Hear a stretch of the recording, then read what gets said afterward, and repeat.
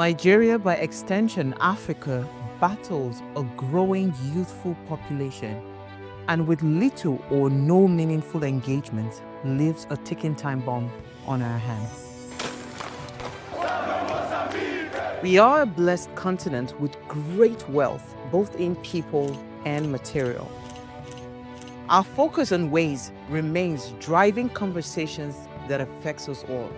Topics in the news, social concerns, politics, leadership, governance, empowerment, resource management, conflict management, finance, SME sustainability, technological innovation, food security, health, education, brain drain, our well-being, citizenship, and much more.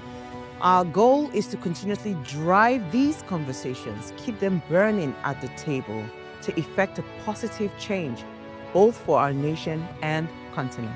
Ways, what are you saying, has a secret ingredient that completes the conversation every single episode, and that ingredient is you. Our past conversations shaped our yesterday. To shape our tomorrow, we must keep talking. So, I want to hear you. Be a part of our live conversations Mondays through Fridays. And let's all have our say. The question of whether President Bola Ahmed Tinubu is sincere in his fight against insecurity in Nigeria is a critical one, given the country's ongoing struggles with various forms of insecurity, including terrorism, banditry, kidnapping, and communal conflict. Insecurity has been a persistent challenge in Nigeria, affecting millions of lives and livelihoods across the nation.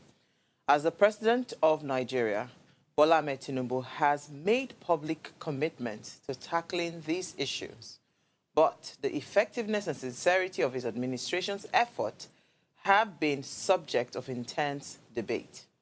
It's another episode on your favorite primetime show, Ways. My name remains Osayiwa Mesale, and today we're asking, is President Bola Ahmed Tinubu sincere in his fight against insecurity? Remember, Ways is all about you. You are the why in Ways. So be a part of the conversation every single day. Add your voice to the discussion. You can also head onto our YouTube channels at Official Upgrade TV. Hit the subscribe button, like, share, and invite your families and friends to watch and follow the show right now. When I open the phone line much later, I would love to hear your thoughts on this topic. However, let me allow you ponder on my quote for the day. It says, the challenges we face not only demand courage and strength, but innovation and adaptability. But we must continue to invest in the capabilities of our military, equipping them with the resources and support necessary to effectively address the evolving security challenges that daily confront us. And this is from the man himself, President Bola Ahmed Tinubu. We'll delve into all of this much later, but first, let me run off on a break. When I come back, I'll let you in on my news interest for the day. Stay with me.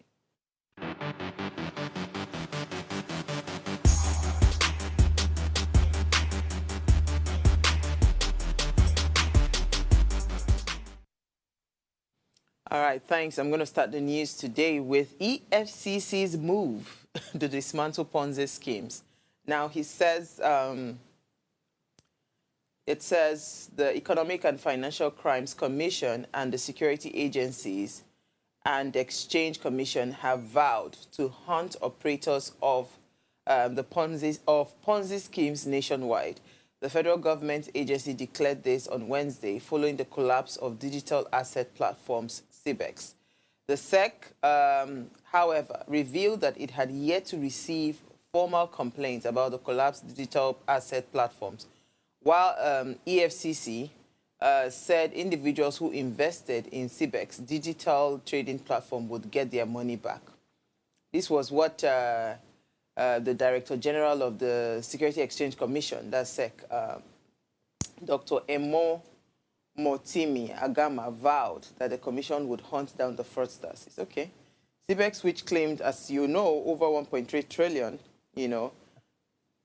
that it claims that it uses artificial intelligence for trading in crypto and promised a 100% return in 30 days, collapsed on Monday. So this is EFCC talking tough. I wonder how they plan to do it. As we had the conversation, I think on Tuesday, with my friend from the AI world and blockchain world. You need certain kinds of, what's it called, expertise to be able to track, and, bring these people to book. So I don't know how much expertise that EFCC is, going to be operating in. But if they're able to, track these people and get back that money, well, that would be a miracle. That would be a miracle, because stories like this is how we hear it, and nothing, eventually the story just goes under and dies down. Nobody hears anything anymore. But yes, I'll move on to my next story on a very sad note. Our senator that we love so much says unknown gunmen on Tuesday had stormed the family house of Senator Natasha Akpoti-Oduaghan in Ihima, Okehi local government area of Kogi State. Sources familiar with the incident said that the attackers arrived at about 1 a.m. That is crazy. Armed with cutlasses and guns, damaging parts of the building, smashing windows, and causing panic in the area. At least 3 men were said to be involved in this attack. After Senator Natasha's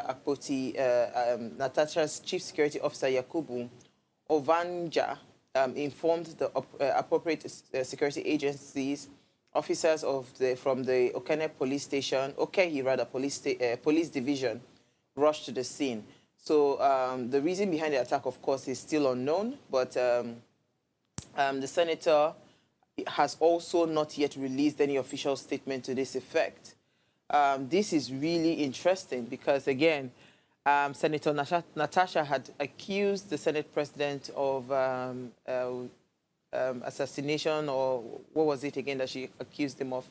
So when you start to hear things like this, you can't help but wonder, are these, part of all the allegations and the accusations? But it would be nice to hear from the horse's mouth, what she probably perceived this attack to have been. I'll move on to my next story, and this is going to be why we're even having the conversation for today. It says, Plateau killings, police arrest key suspects. Governor bans night grazing. The police on Wednesday said that 2 key suspects have been arrested in connection with the attacks on Plateau communities that left about 100 persons dead, houses razed, and many displaced. In response to the relentless attacks, the Plateau State governor had announced a restriction on night grazing and a ban on transportation of cattle by vehicle in the state after 7 p.m., effectively from Wednesday. Then the governor also announced restriction on the use of motorcycles from 7 p.m. to 6 a.m. across the state until further notice. And this was said in the broadcast. And these are all steps to restore calm and strengthen vigilance in the state.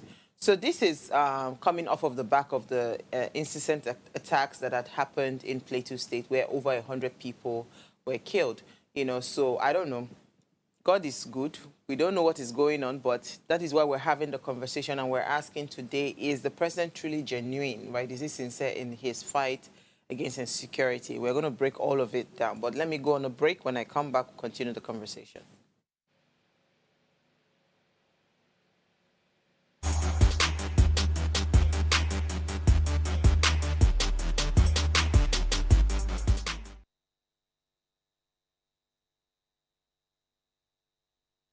Life is made up of moments, some that fill us with joy, others that test our strength. Welcome to Heartlines.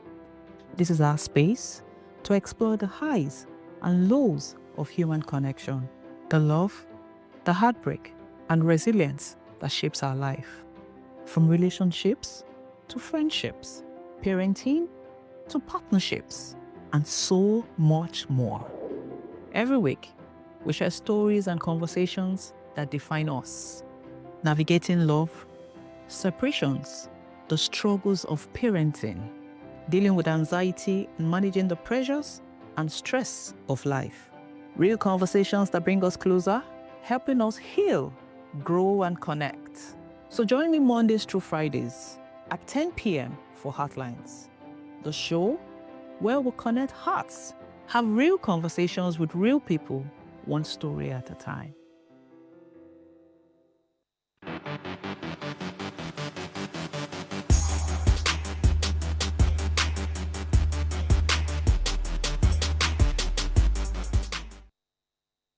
Right, thanks for staying tuned. Now, this discussion will likely explore the president's policies, strategies, and actions aimed at addressing insecurity, as well as the outcome of these efforts. Now, it may also consider the perspective of various stakeholders, including security experts, civil society organizations, and, of course, the regular Nigerians, in assessing the sincerity and the impact of President Tinubu's fight against insecurity.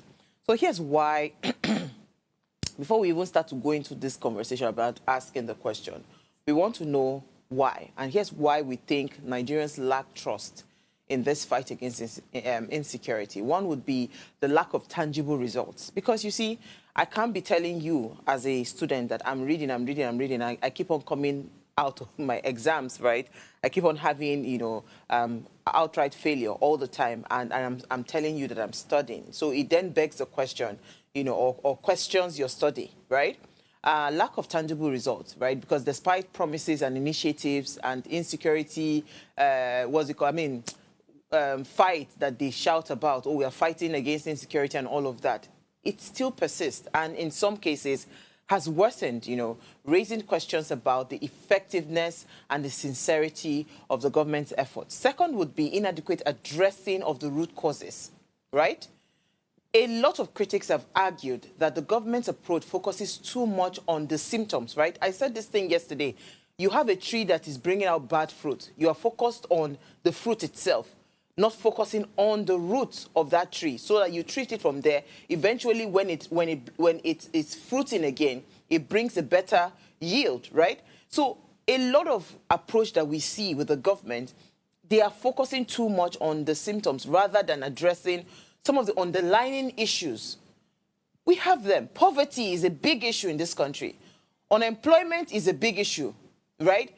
Unemployment, joblessness. A lot of these people are just there wandering around. They are just waiting to be recruited. Poor governance also, right, is also one of the root causes of some of these issues that we're having. Because if we had good governance in place, right, there are certain things that we will not see. It means that the structures, the institution that would strengthen our entire security apparatus will be in place. But this is just a clear result sheet that we have very poor governance at play. You know, allegations of human rights abuses by security forces, extrajudicial killing, you know, arbitrary arrest. We saw the release of the young boy that Peter Obi, I think the one that stood in front of Peter Obi's convoy. Now he's finally been released and all of that. We saw that happen. But, I mean, protesters from NSAS, they're still locked up somewhere, right? And this undermines the government's claim of sincerity in fighting insecurity. Because when people that are supposed to be crying out to say, oh, sorry, oh, we're being hurt and all of that, it is those people you are arresting. Meanwhile, the kidnapper is busy flashing his largesse on social media. Nobody's arresting that person. Then how does that is why people feel that this government is not to be trusted. Are we talking about politicking? Because some have argued that the government's response to insecurity is politicized, right? Is a tongue twister for me, right? With, of course, actions taken more from a political standpoint, right? It is what political gain that they will get. That is the region that they will focus on. See what happened in Uromi. See the approach. See what happened in Uromi. Just look at the government's approach. Immediately, the governor flew to Kano State. They're trying to resolve the issues and all of that, making it seem like one life is more important than the other. Because they understand how, you know, the power blocks when it comes to politics and it comes to voting, how that northern region, especially Kano, is a very critical state. So sometimes we feel that the fight against or the response against insecurity or the response to what's insecurity in Nigeria is heavily, you know, political. It is the one that favors me politically that I will respond to. And this then gives us every reason to doubt the government. You know, so let us go down a bit of history, because since President Bola Ahmed Tinubu assumed office on the 29th of May 2023, Nigeria has continued to face, and I use the word continued intentionally because these insecurity challenges that we're faced with today did not start with President Bola Ahmed Tinubu, and it's not going to end with him. We are praying it ends with him if he's able to be proactive enough to fight it, and he has the political will to fight it. But since President Bola Ahmed Tinubu assumed office on the 29th of May in 2023, Nigeria has continued to face significant security challenges, including terrorism, banditry, kidnapping, communal violence, right? Now, if we want to go down history, I brought a bit of summary of the reported crimes and security incidents under the administration, right? Under his administration, that's President Bola Ahmed's administration, based on publicly available data from security reports, media and organizations like the Nigeria Security Tracker. SBM Intelligence is one of our partners too, and the ACLED. These are organizations that, you know, they are very heavy on data. And this is what they brought up. Terrorism and insurgency. So we're talking Boko Haram and ISWAP.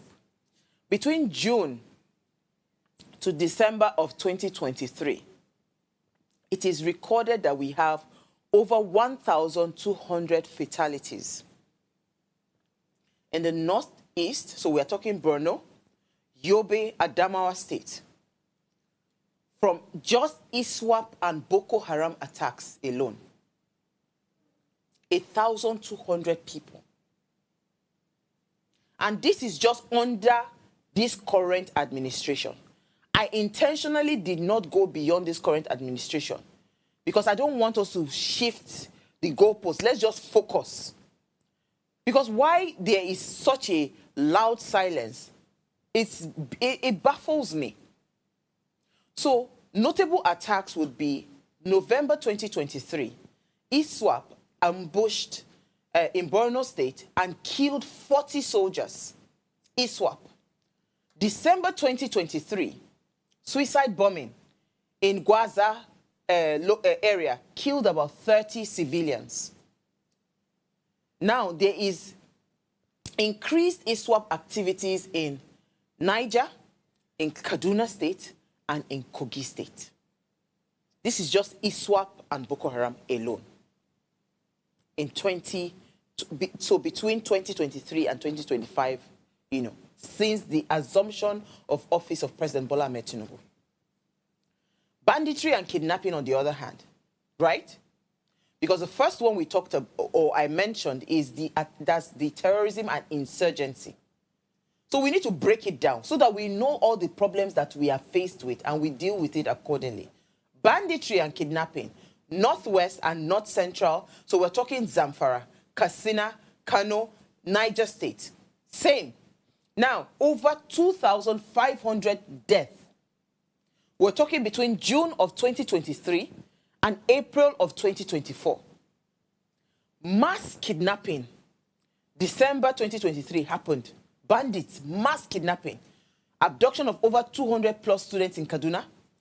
March 2024, 137 children, school children, they were kidnapped. In Kuriga, that's the Chibok-like incident that happened. Guess what? Ransom economy boomed under this, this period. Because it is estimated. When I saw this, I was blown away. 5 billion naira was paid in ransoms alone in 2023. And this was from SBM Intelligence. 5 billion naira paid in ransom. So tell me, why would it continue? Because it has become an institution. It has become a business, just like the way you go to the market to do buying and selling. That is what the ransom economy now has become. The kidnapping economy.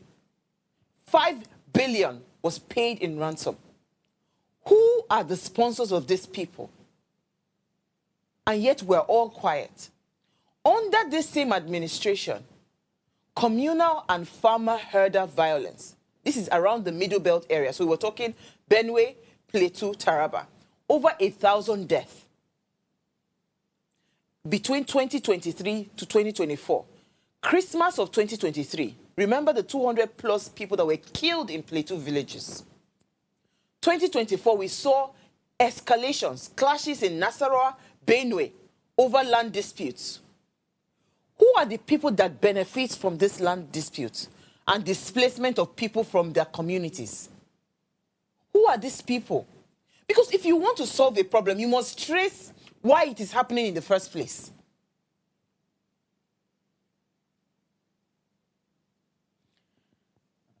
South, East, and is not left out. IPOB and the ESN, that's the separatist violence, right? Imo, Anambra, Enugu, over 500 security-related deaths between 2023 to 2024. And you know that in the East, there's still that enforcement of the sit-at-home order. So that also brings about a lot of frequent attacks on people, police, you know, different facilities, including even the INEC facilities. There's military crackdown, extrajudicial killing that is reported by Amnesty International around that Southeast region.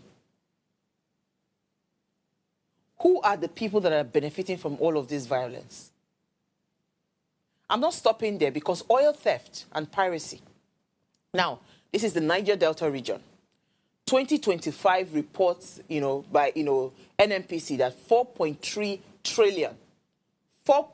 trillion naira was lost to oil theft in 2023.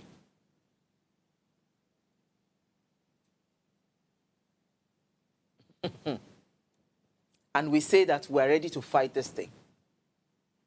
Is there any sincerity in all of this? Because is it you and I that will go and steal oil worth 4.3 trillion? It means that this oil, this will be moved in heavy ship vessels. Who controls the waters? Who is monitoring? Where are the security agencies? 4.3 trillion. 4.3 trillion naira was lost to oil theft. Are we talking police and military abuses? NSAS. The issues is still lingering. I mentioned that some people are still in custody.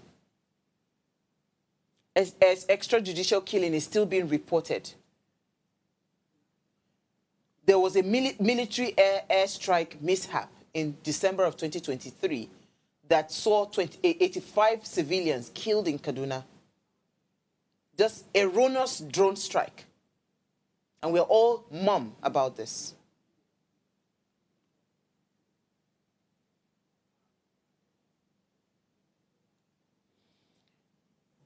This is what the government attempts to respond to some of these security issues. They did something called renewed Operation Hadin Kai, right? That is around the Northeast Counterterrorism Initiative. Operation Wild Punch was also around Kaduna Niger banditry. They increased defense budget, right, to 3.25 trillion in 2025. And yet, we are still stealing different things. So the criticism here is that we've seen a lot of slow response, especially to some of these attacks. Look at what has happened in Benue, Plateau. Look at what is happening in Borno. Look at what is happening, around kidnapping. And of course, allegations around political interference in security appointments is very strong. You are appointing people not because they have the capacity or the competence to be able to handle the security challenges and they can curb it, but you're appointing political loyalists. Those are the allegations. Those are the allegations. So Nigeria Security Tracker says that between June of 2023 to March of 2024, over 8,000 plus violent deaths have occurred. ACLED, over 4,000 fatalities in 2023.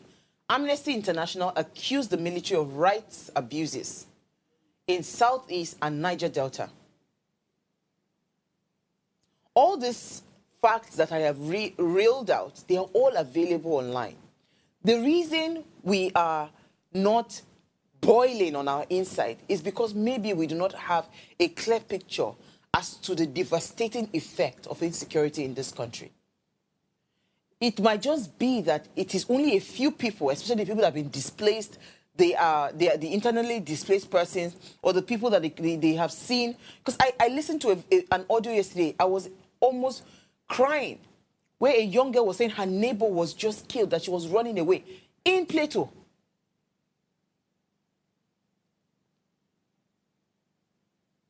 So while Tinubu's administration has launched new security operations, violence still persists across Nigeria. There's kidnapping, there's banditry, rampant and and separatist tension in Southeast region. We also have the effectiveness of new security strategies that remains debated, because now people are asking, all this money that you are allocating to all of these security operatives, all these service chiefs, what exactly are they doing? What exactly are they doing? There was a time in this country, I would pick up my car, I would drive all the way to Benin, drive all the way to the north, Kaduna State. I would even get to Kaduna late in the night. Nobody would kidnap me. Nobody would hijack me on the road.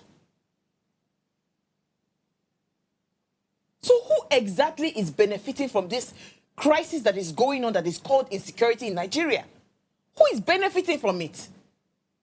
We need to keep on asking these questions and bringing it at the forefront of every single conversation. Because the more we are quiet about this thing, they only grow bigger. Who gives the audacity to these herdsmen to go into people's farmland, displace them, and set camp there, and start to live there like they own the land? What is giving them that audacity?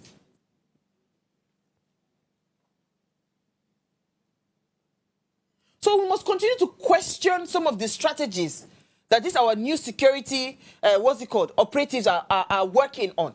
Because you keep on saying, oh, you are doing this, you are deploying more this. The National Security Advisor yesterday said they have added more allocations or whatever to help curb insecurity. Yet, the more you add the money, the more the insecurity grows. Then what exactly are we doing? If you say you have failed, you have failed. Let's go on a short break, right? When we return from that break, I am hoping that we can share more insights on this. I am very worried about how we can checkmate this issue.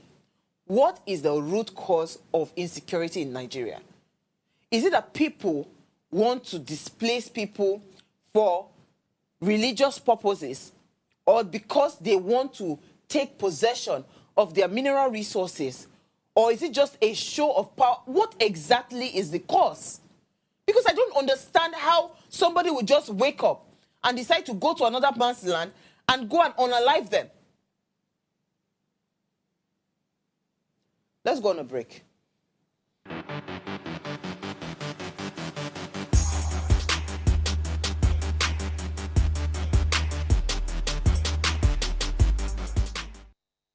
Tell us you're a Nigerian without saying a word.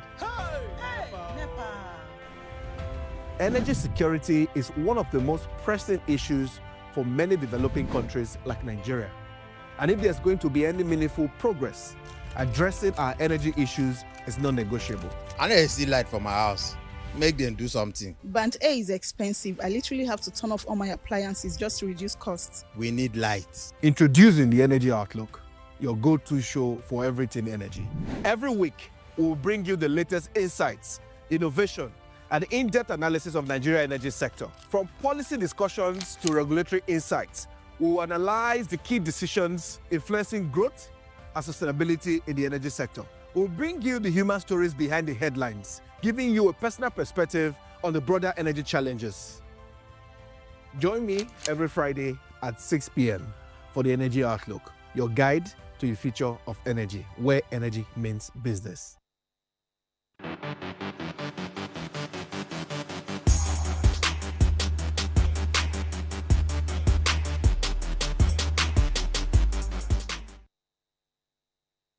All right, thanks for staying tuned. Now, if you just tuned in, we're asking, is President Bola Ahmed Tinubu sincere in his fight against insecurity, especially here in Nigeria? Now, please, let's hear what you have to say.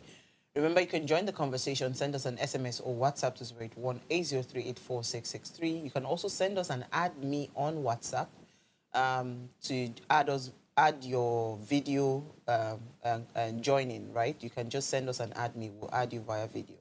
Now, the phone lines are also now open. The numbers to call are 07025007749 or 07014242420. Let's hear what you have to say. All right, so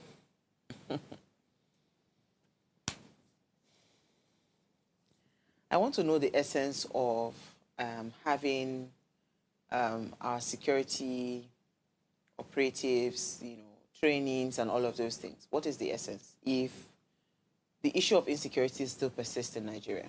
I just want to know. My small brain, my small head, in my small corner, I know for sure that if I lack competence in certain things, what I would do is go and find the people that are competent. Two things.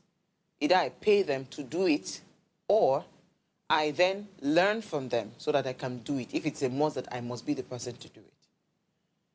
There's a big issue in Nigeria. There's a very big issue in Nigeria. And it seems like everybody, and you see, whenever we bring up this issue, politicizing it, and the word has come now, politicizing it becomes an issue, right? Because everybody now thinks that, oh, who is working for one party that is against the ruling party. That's what they begin to talk about. And that thing just really hurts me. You know why it hurts me? Because lives are being lost. And all you can think about is a political ambition. Who cares? Nobody cares that anybody is in power. Nigerians are not those, they're not that, like, we don't really bother ourselves about who is leading the ship. As long as the person has the capacity, we could care less. But every time we have this conversation, it seems like, oh, we have, what's it called? There's an agenda, there's a political agenda. Is there a political agenda to staying alive? Is there a political agenda to being safe in your own country? So when people then sing songs, you are so quick to ban them. When people then talk up and speak out, you're so quick to carry them and throw them in jail. For how long would we continue to bear this? They say that, based on also the reports that we've gathered, right? Here's what the president has done so far. Policy initiatives. The President Tinubu's administration, they've introduced a new security policy and strategies such as increased funding for security agencies, community policing initiatives, and efforts to address poverty and unemployment, which are the root causes of this insecurity that we're facing. So now, these issues addressing poverty and unemployment, can we see the blueprint? Because I've said this thing several times, especially when it comes to the issue around unemployment, right? Skill acquisition is very key. Skill acquisition is very key. And if you really want to get people out of that poverty bracket, you must be able to empower them. You don't just hand fish to them. You teach them how to fish. And the kind of fish that we are eating today is technologically driven. Right? So if you truly care about your people as a government, then it means that you need to intentionally find the right skills that will be able to give them certain level of comfort, financial comfort. So what are the skills that we're teaching these people? How are we really addressing poverty and unemployment? Since we know that these are the foundations for some of these insecurity concerns that we have in Nigeria, we need to see the blueprint. You can't just tell me, oh, we are doing an empowerment program, because that's what you see all the time. And somebody will be there, collect all the money. You say you want to give maybe 5,000 naira to household. How does that help anything? How much is the price of anything that is decent right now today? Let us be sincere. The president has also done some things around resource allocation. They said the government has allocated significant resources to security agencies, including increased funding again for equipment, training, and personnel, demonstrating a commitment to tackling insecurity. So this funding for equipment, can we see what it is that has been done? Is there somewhere that we can check to see, okay, yes, these are not recycled equipment? Because these are the things that you see commonly happening around government agencies, where the equipment that this president bought, another president will come into power, and they will go and clean up, spray the equipment, and represent it and say, these are the new equipment that were brought under the new administration. Let's not kid ourselves. Can we just be honest? It happens here in Nigeria. So when you're talking about training, what kind of training are we talking about? When you say you're increasing personnel, I've seen a lot of recruiting happening. But what is the quality of the people that are being recruited? I saw a video that is going around on social media of Nigerians, full Nigerians, all in the U.S. Army uniform. And see the kind of life they were living. Tell me, why will you not work in that kind of military? The kind of food alone they were eating. How are we really taking care of this personnel that we have? So it's not enough to just throw money and say, oh, you're funding equipment, you're training people, and you're recruiting new people. How are we checking? Another thing that they said the government is doing, that the president has engaged with security experts, so traditional leaders and other stakeholders, to gain insight and develop effective solutions to insecurity. This is good, right? Because the more we are able to gather intelligence, and the intelligence you're gathering, it has to be a collective effort. So you see something, you flag it, right? But guess what? Just last week, on social media, I saw was it last week or even this week? I saw a traditional ruler.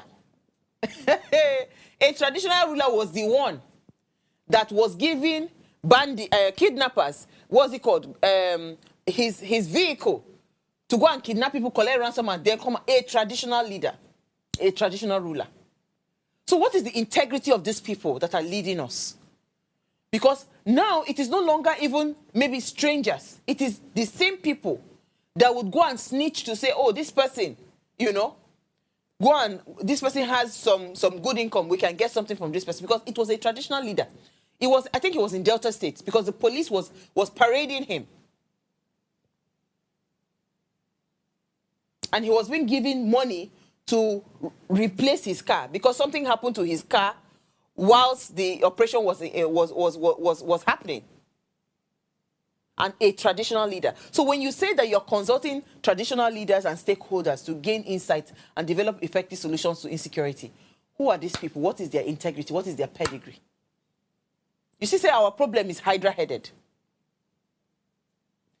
Military operations, they said the government has also launched some military operations against terrorist groups and bandits, demonstrating a willingness to take decisive action against insecurity. This, again, is vague.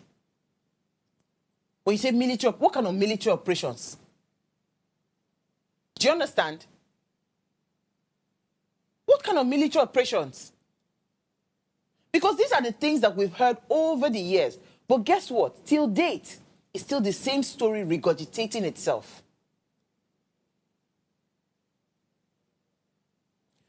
So if we were to move away from the challenges and then start to intentionally find solutions, one would be security reforms, right? Community policing is not a luxury, right? Community policing must become a must. We must implement community policing initiatives that empower local communities to work with security agencies. It's no longer because look at what happened in Uromi, for instance. These are local vigilantes. You understand? And they were able to spot that. Only God knows. I'm still waiting to hear that report. Because they cannot just up and kill people just like that. It is also possible that there were some flags that they saw that made it seem like these people are actually the people that have been terrorizing. Only God knows. But the more we are kept in the dark, the more there's no transparency around these issues, the more we'll continue to question if truly there is a sincere fight against insecurity. So community policing initiative will definitely help. It will help local communities. It will strengthen them. But how willing is the government? How much are they ready to give this power to the local government, to the state government, to be able to, build proper security architectures for their states? We must decentralize security in this country. Intelligence-led policing would enhance intelligence gathering and also share amongst security agencies. Now, in decent climes, and let me tell you something about this intelligence gathering. I do not believe that our police do not have the capacity for intelligence gathering, because I have seen police work in this country. If they find you, even if inside hole you they will uproot you. In fact, there was a police case that we saw. The policeman, you say you be juju man, he said get your own jazz. And so if they are looking for you, they will fish you out. So why is it not effective? Why have we not had a lot of intelligence gathering to be able to track down these people? What is going on? Another solution would have been the reform around security agencies to address issues around corruption, inefficiency, and human rights abuses. You see, the more we are not able to show to these police people or to general humans that there is dignity in the life of every Nigerian, then there's problem. Because for anybody to be able to steal 4.3 trillion oil in this country, security operatives have been compromised. There's a huge level of compromise there, and there's inefficiency there. So how do we solve this problem? There has to be very, very strong action to show that there is reform going on. Zero tolerance for corruption. Zero tolerance, no matter who you are.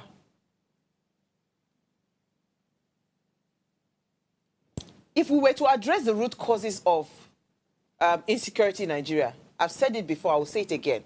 Job creation. You have to be able to implement programs that would create jobs and stimulate economic growth.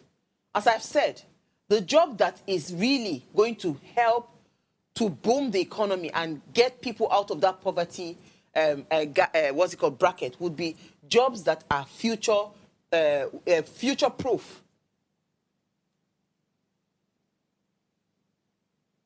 Jobs that are future-proof. So we are talking tech-driven jobs. So we must also implement poverty reduction initiatives.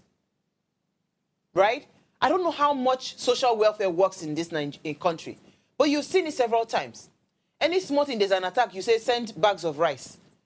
But is that sustainable? Is that sustainable? If we must move forward towards solutions, education and skill development is very key. I will say this 1,000,001 times.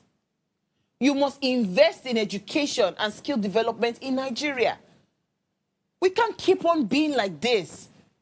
Because in the end, if we continue like this, it will implode on all of us. It might be beneficial to you now because you need some people to stay uneducated. You need some people to stay poor so that you can continue to use them for your political, for your political whatever missions. But at some point, it becomes a problem.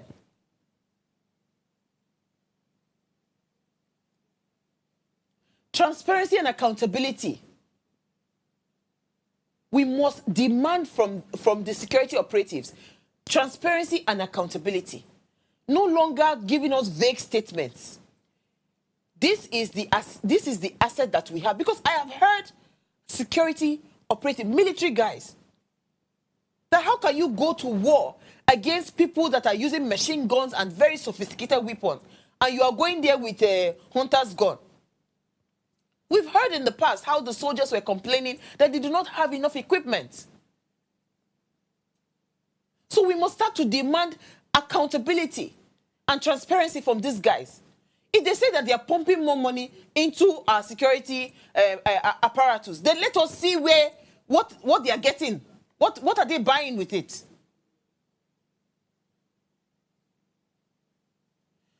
In Nigeria, we have to remove ourselves from control of government, especially with the security operatives. There has to be some level of independence.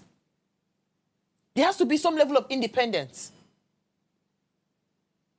And we must be willing for us to embrace oversight from external bodies. You understand? You can't say, oh, no, it's our secret. No, we can't do that anymore. Because obviously, some people are being protected to continue to perpetrate this evil. And citizens, you cannot keep quiet anymore. I'll keep on shouting as long as I have breath inside of me. We need to keep on engaging and participating in some of all these conversations. We are done. It is really tiring. Interagency collaborations. So let's start seeing a lot of collaborations from interagencies. If we're setting up local policing, let them interact with the military guys. Let us see work happen.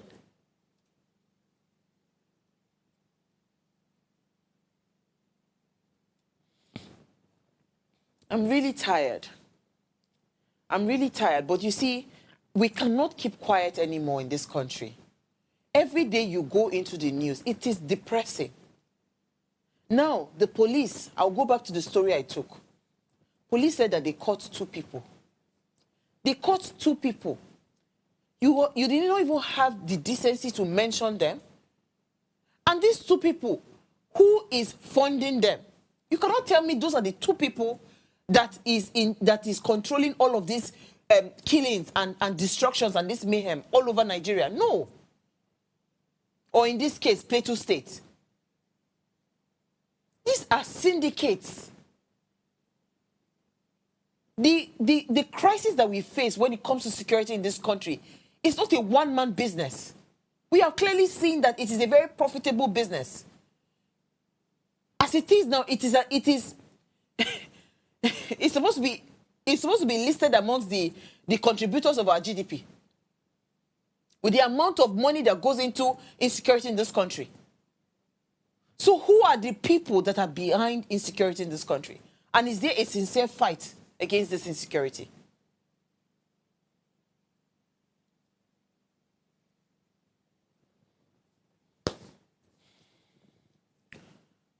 I can't keep talking. And at the same time, I cannot get tired. But like us, if we have many more people like us shouting at the top of our lungs, maybe to some extent we'll start to see solutions. And this is not coming here to throw jabs at anybody. I could care less who is in power. I really don't care who is governing the country. What I care about is that you have the heart of leadership. What I care about is that you truly care about the life, the safety and the prosperity of your people.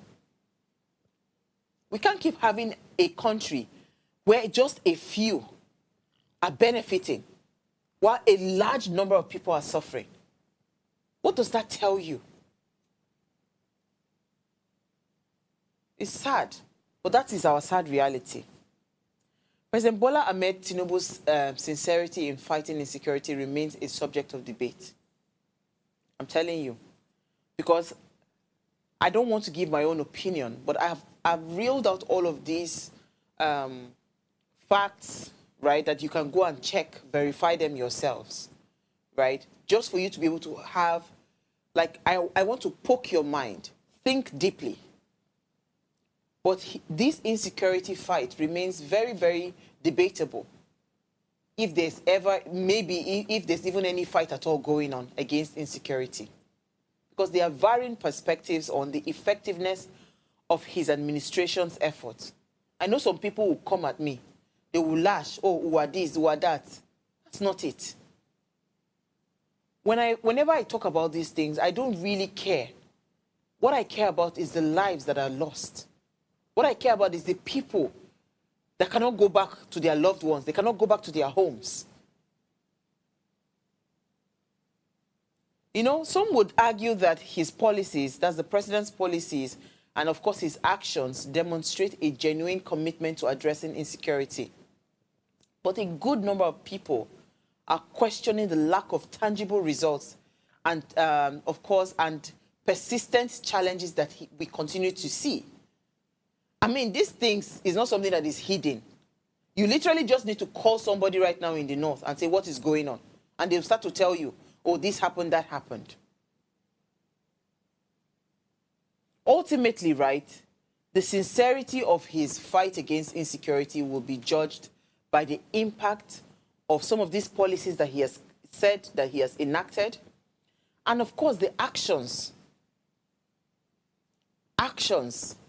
what we can see, results on the safety and well-being of Nigerian citizens. That is how we can judge it.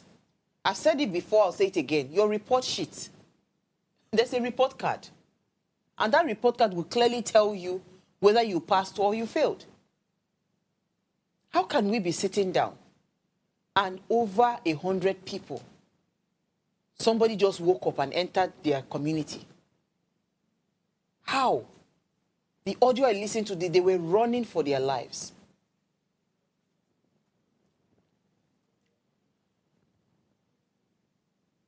Presidential candidate of the Labour Party, the 2023 presidential candidate, you know, he mentioned something yesterday, Peter Obi, that the president should cut short his journey from France. You know, while I said that, in fairness, the president doesn't need to cut short his journey to come back to Nigeria, because if Nigeria had a proper system and a structure, we will not be where we are today as a people.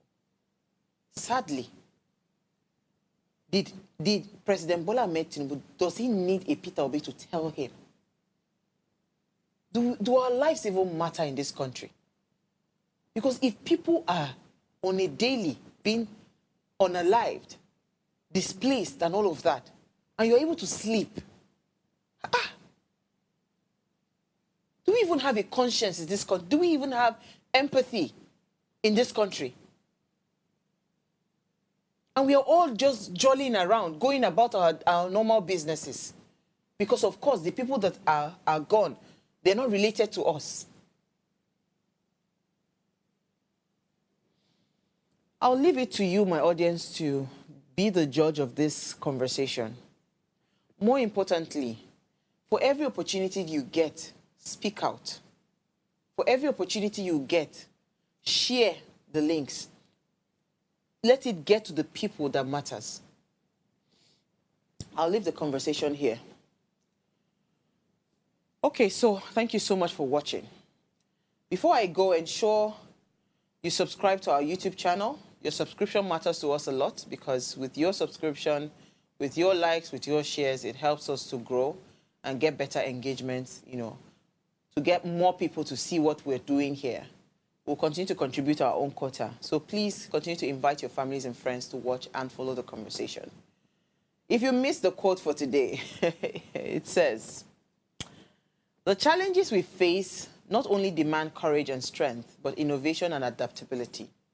But we must continue to invest in the capabilities of our military, equipping them with the resources and support necessary to effectively address evolving security challenges that daily confronts us." And this was from President Bola Ahmed Tinubu. Capabilities of our military, equipping them with resources and support. He says we need to be innovative and we need to be adaptable. In terms of adaptability, Nigerians have been adapting. We've been adapting and adjusting to insecurity. Sadly. Because if we are not adapting to insecurity as it stands, if one person is unalived, everybody will be shouting and everybody will go on the streets. But now, it started with one, it started with two. Now we see people on a daily being unalived in hundreds. And we're going about our normal businesses. It is well. I'll leave it here. I'll see you guys tomorrow at 8 p.m. same time. Enjoy the rest of your evening. Nigeria, by extension Africa, battles a growing youthful population, and with little or no meaningful engagement, lives a ticking time bomb on our hands. We are a blessed continent with great wealth, both in people and material. Our focus on ways remains driving conversations that affects us all. Topics in the news, social concerns, politics, leadership, governance, empowerment, resource management, conflict management, finance, SME sustainability, technological innovation, food security, health, education, brain drain, our well-being, citizenship, and much more. Our goal is to continuously drive these conversations, keep them burning at the table to effect a positive change, both for our nation and continent. Ways, what are you saying, has a secret ingredient that completes the conversation every single episode, and that ingredient is you. Our past conversations shaped our yesterday. To shape our tomorrow, we must keep talking. So, I want to hear you. Be a part of our live conversations Mondays through Fridays. And let's all have our say. Hey guys, it's Oluchi for Ways Breakfast. Thanks for always tuning in. Our research has shown that you're probably not subscribed to our channel. What are you waiting for? Make sure you hit that subscribe button below so you never miss out on our latest content and stay in the loop with all things Ways. If the channel grows, it means more great content for you guys. So hit that subscribe button now.